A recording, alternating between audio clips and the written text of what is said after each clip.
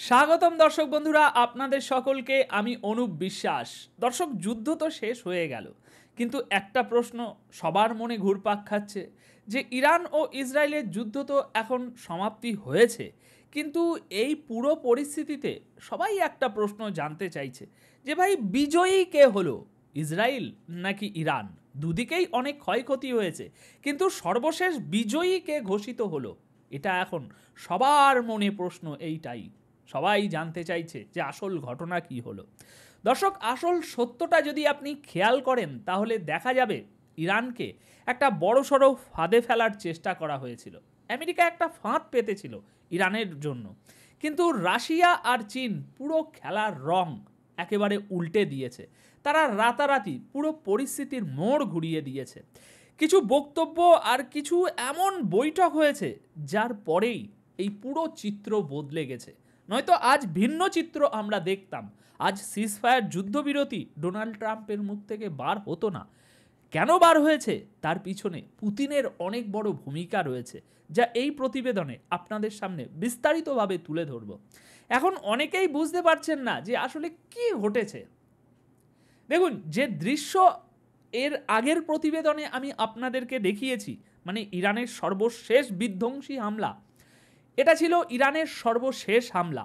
আপনি যদি এই হামলার ধ্বংসস্তর, এটার ভলিউম দেখেন তাহলে বুঝতে পারবেন ইতিহাসে এই প্রথম এমন কিছু ঘটেছে। আগে যেসব সীমা ছিল সেগুলো এবার ভেঙে দেওয়া হয়েছে।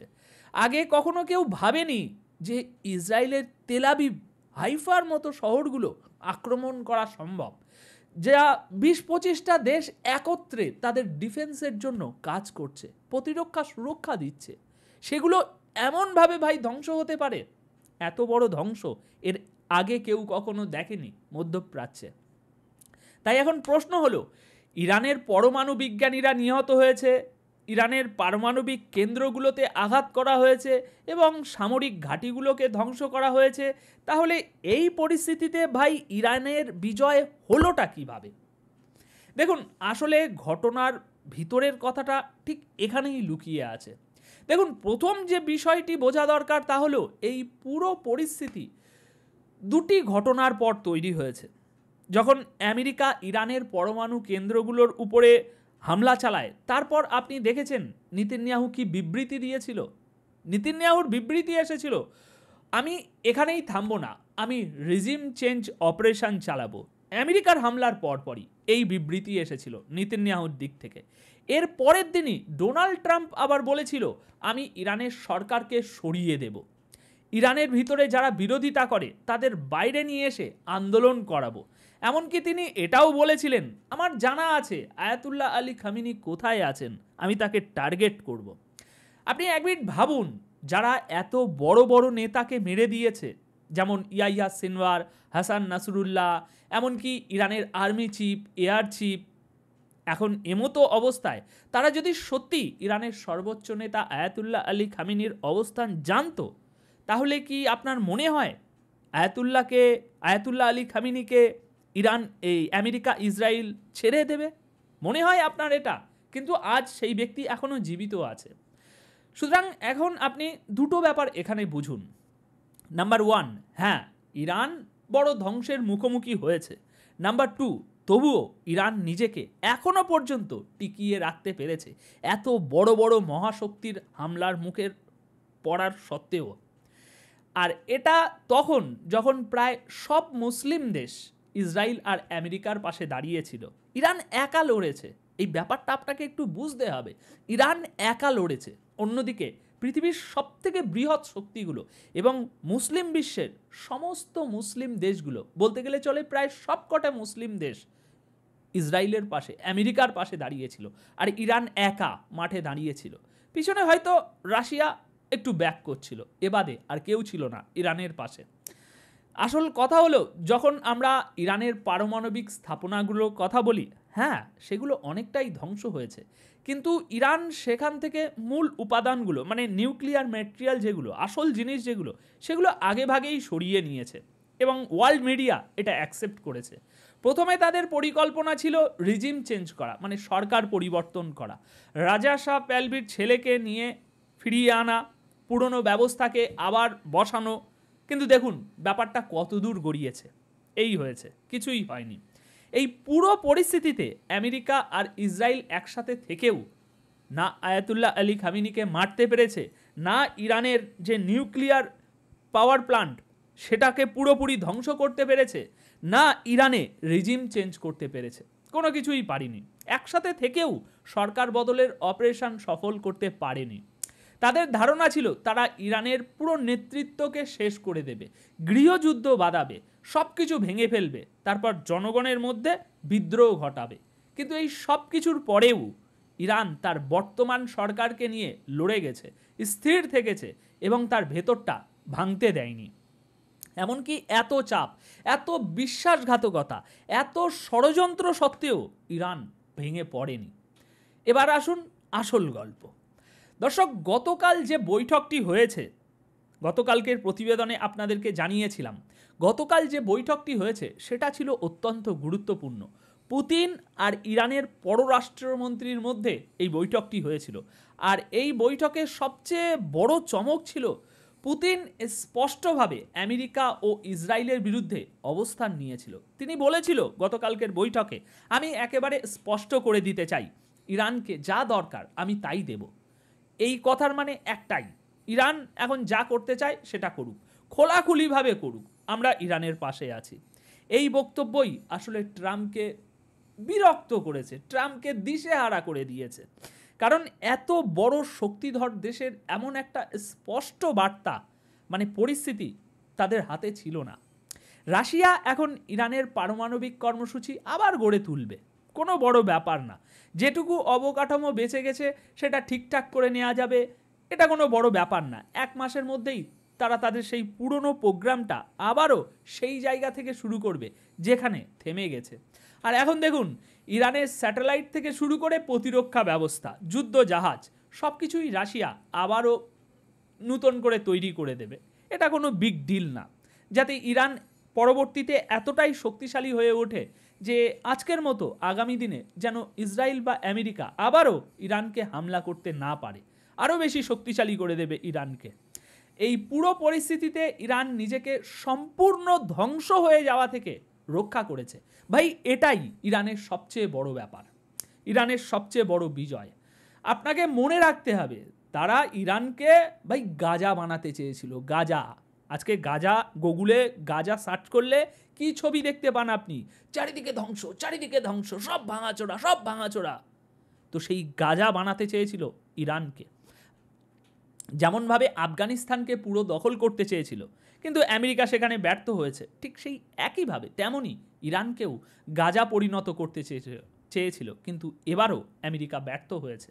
আর আপনি নিজেই ভাবুন, ইতিহাসে কবে দেখা গেছে, ভাই কবে দেখা গেছে যে ইসরায়েলের উপরে এত বড় বড় হামলা হয়েছে টানা 9-10 দিন ধরে? ইরানের যতটুকু সামর্থ্য ছিল তার সবটুকু দিয়ে আঘাত করেছে। প্রায় সব মুসলিম দেশ আমেরিকা আর ইসরায়েলের পাশে দাঁড়িয়েছে, তবুও ইরান 20 থেকে 25টা সুরক্ষা স্তর পেরিয়ে মাত্র 7 থেকে 7.5 মিনিটে যে তাণ্ডব চালিয়েছে সেটা এক কথায় ভাই নজিরবিহীন।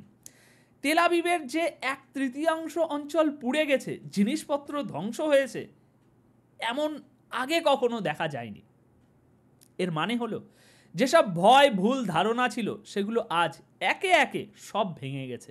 সবাই বলতো ইসরায়েলের উপরে হামলা করা সম্ভব নয়, ইসরায়েলের F-35 যুদ্ধবিমান ভূপাতিত করা সম্ভব নয়, তাদের প্রতিরক্ষা ব্যবস্থা কখনোই ভাঙা যাবে না, তাদের সিকিউরিটি লেয়ার কখনোই ভেদ করা যাবে না, আমেরিকার সামরিক ঘাঁটিতে হামলা করা যাবে না, মধ্যপ্রাচ্যে তাদের উপরে কোনো কথা বলা যাবে না।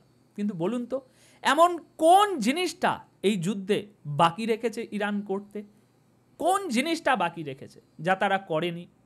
যতটুকু ক্ষমতা ইরানের ছিল সবটুকুই তারা ব্যবহার করেছে এবং যুদ্ধ করেছে। আপনি জানেন ট্রাম্প কি বলেছিল? সে বলেছিল কয়েক ঘন্টার মধ্যেই আয়াতুল্লাহকে আত্মসমর্পণ করতে হবে, না হলে আমি সরকার বদলে দেব, সরকার বদলানোর কাজ শুরু করে দেব।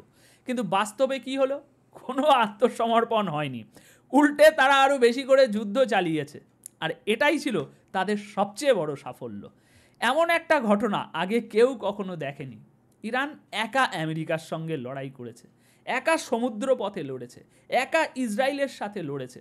আর একটা দিক ভিন্ন, আর একটা দিক ভাবুন, সবচেয়ে বড় সাফল্য হলো ইরানের, তারা তাদের তেল শোধনাগার, অয়েল রিফাইনারি, সেটাকে বাঁচাতে পেরেছে ভাই। ওটা বিশাল বড় একটা অর্জন। অয়েল রিফাইনারিতে কিছুই হয়নি, অথচ আমেরিকা বলেছিল যে তারা ইরানের অর্থনীতি পুরো কোল্যাপস করে দেবে, ধ্বংস করে দেবে।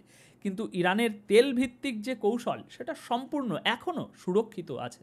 সুতরাং আপনি ভাবুন, যখন ট্রাম্প ঘোষণা দিলেন যে যুদ্ধবিরতি হয়েছে, তারপরও শেষ যে হামলাটা ইসরায়েলের উপরে করেছে ইরান, এর আগের প্রতিবেদনে আমি বিস্তারিত ভিডিও সহকারে দেখিয়েছি যে তাণ্ডবের পরিণামটা ঠিক কী ছিল। তো সেই যে হামলাটা চালিয়েছে, সেখানে এখনও পর্যন্ত তথ্য অনুযায়ী 20 থেকে 25 জন মারা গিয়েছে এই শেষ হামলায়। এতটাই ধ্বংস হয়েছে যে বিল্ডিংগুলো ধসে পড়েছে, সব কিছু একেবারে উজাড় হয়ে গেছে। সুতরাং আপনি ভাবুন, শেষ কবে এমন কোনো ঘটনা আপনি দেখেছেন বা শুনেছেন? শেষ কবে? কিংবা বইতে পড়েছেন শেষ কবে, কত সালে হয়েছে? এই পরিস্থিতিতে চিন্তা করে দেখুন, ইসরায়েলের গোয়েন্দা সংস্থা পুরোপুরি ব্যর্থ হয়েছে, কারণ তারা আয়াতুল্লাহ আলী খামেনিকে মারতে চেয়েছিল। সব কিছু চেষ্টা করার পরও শেষ পর্যন্ত তাকে হত্যা করা যায়নি। সুতরাং এই পরিস্থিতিতে ইরান আঘাত পেয়েছে ভাই, আঘাত পেয়েছে, অনেক ক্ষতি হয়েছে, কিন্তু তারা লড়েছে, তারা আত্মসমর্পণ করেনি, তাদের সরকার পরিবর্তন হয়নি, দেশে বিদ্রোহ সৃষ্টি হয়নি, তারা তাদের দেশকে বাঁচিয়েছে। রিজিম চেঞ্জের পরিকল্পনা পুরোপুরি ব্যর্থ হয়েছে।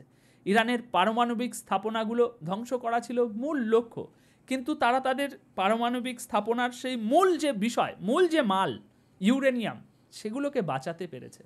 তাই দেখুন, যেরকম প্রতিরোধ ইরান দেখিয়েছে, আমার মনে হয় না এই মুসলিম বিশ্বে আর কোনো একটা দেশ সেই একই রকমের প্রতিরোধ দেখানোর সাহস পাবে। তো আগামীতে আপনি দেখবেন ইরান আরও শক্তিশালী হয়ে ফিরবে। আজ ইরানের যে শক্তি আমরা দেখেছি, এবং এই যা ঘটনা ঘটেছে গত 10 দিনে, এরপরে ইরান, সামনে যে নতুন ইরানকে আমরা দেখতে চলেছি, সেটা আরও শক্তিশালী ইরান। যদি ইরানের সরকার পরিবর্তন হয়ে যেত ইসরায়েল ও আমেরিকার পরিকল্পনা অনুযায়ী, তাহলে অনেক কমজোরি একটা ইরানকে আমরা আগামী দিনে দেখতে পেতাম। কিন্তু যেহেতু আমেরিকা ও ইসরায়েল পুরোপুরি ব্যর্থ হয়েছে এই মিশনে, তাই আগামীতে যে ইরান আসবে, সেটা আরও আজকের ইরানের থেকে আরও 10 গুণ বেশি শক্তিশালী ইরান আমরা দেখতে পাবো। শুধুমাত্র সময়ের অপেক্ষা, সময় বেশি দূরে নয়। তো দর্শক, এ বিষয়ে আপনাদের কি মন্তব্য? এই ভিডিওর কনক্লুশনে যদি আসি এবং গত 10 দিনের সমস্ত ঘটনা যদি আমরা পর্যবেক্ষণ করি, তাহলে পৃথিবীর যে কোনো অ্যানালিসিস, যে কোনো রাজনৈতিক বক্তা, যে কোনো যুদ্ধ বিশ্লেষক এটাই বলবে যে এই যুদ্ধে এখনও পর্যন্ত ইরানই বিজয়ী হয়েছে, এবং আমেরিকা ও ইসরায়েলের একেবারে নাকটা কাটা গিয়েছে সারা বিশ্বে। দর্শক, এ বিষয়ে আপনাদের মতামত কি?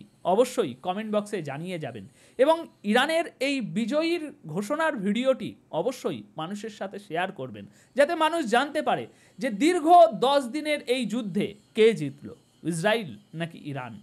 ভালো থাকবেন, সুস্থ থাকবেন, দেখা হচ্ছে পরবর্তী প্রতিবেদনে। অনেক অনেক ধন্যবাদ আপনাদের সকলকে।